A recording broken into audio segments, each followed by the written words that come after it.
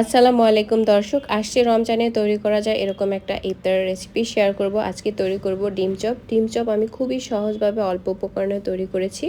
আজকের এই চপটা আমি কিভাবে তৈরি করেছি জানার জন্য পুরো ভিডিওটি প্রথম থেকে শেষ পর্যন্ত দেখার অনুরোধ থাকলো। ডিম চপ তৈরি করার জন্য প্রথমে আমি কিছু আলু সেদ্ধ করে এভাবে একদম ভালো করে ম্যাশ করে নিয়েছি, আর দিয়েছি কিছু গুঁড়ো মশলা, দিয়েছি আমি লবণ, হলুদ গুঁড়ো ব্যবহার করেছি একদম অল্প একটু, লাল মরিচের গুঁড়ো আর ভাজা জিরার গুঁড়ো ব্যবহার করেছি, আর দিয়েছি ধনিয়া পাতা কুচি, দিয়ে দিব কিছু ব্রেড ক্রাম্ব যাতে এই মিশ্রণটা কিছুটা শক্ত হয়।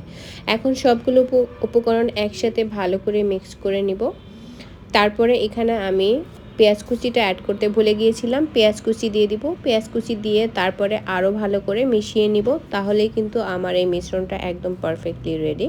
তো আমার মিশ্রণটা ইতিমধ্যে তৈরি করা হয়ে গিয়েছে। এখন আমি আরও কিছু উপকরণ একসাথে সাজিয়ে নেব।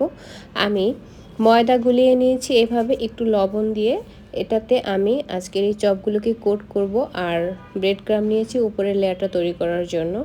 এখন আমি সরাসরি চপ তৈরি করার কাজে লেগে যাব। আমি প্রথমে একটা নির্দিষ্ট পরিমাণের ডো বা মিশ্রণ হাতের মধ্যে নিয়ে তালুতে রেখে তারপর একটু চ্যাপটা করে নিব। আর হ্যাঁ, আমি কিন্তু আগে থেকেই ডিম সেদ্ধ করে প্রত্যেকটা ডিম 4 ভাগ করে নিয়েছি। আমি আজকে এইভাবে ছোট ছোট করে চপগুলোকে তৈরি করে নিব। আপনারা চাইলে ডিম অর্ধেক করেও চপ তৈরি করে নিতে পারেন, কিংবা পুরো ডিম একসাথে নিয়েও কিন্তু এই চপগুলোকে তৈরি করে নিতে পারেন। যে যেমন পছন্দ করেন সেভাবে তৈরি করতে পারেন।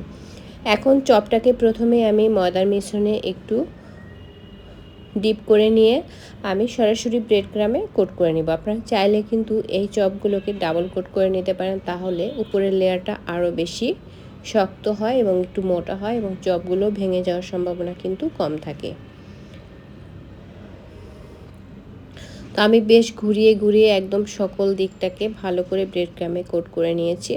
একইভাবে আমি সবগুলো চপে কিন্তু এই একইভাবে তৈরি করে নিব এবং কোট করে নিব।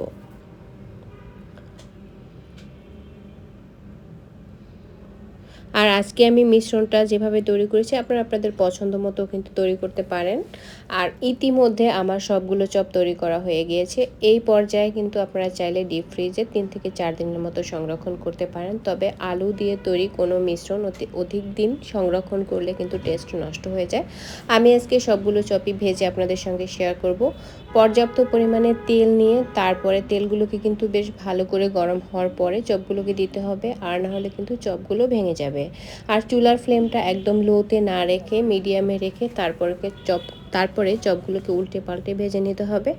আমার ইতিমধ্যে সবগুলো চপ কিন্তু তৈরি করা হয়ে গিয়েছে। এখন দেখুন চপগুলো কিন্তু খুবই পারফেক্ট হয়েছে, একটুও ভাঙেনি, একটুও পুর বের হয়ে যায়নি, খুবই পারফেক্ট হয়েছে। এখন আপনাদের পছন্দ মতো গ্রিন সস বা যে কোনো ধরনের সসের সাথে পরিবেশন করে নিলে কিন্তু হবে।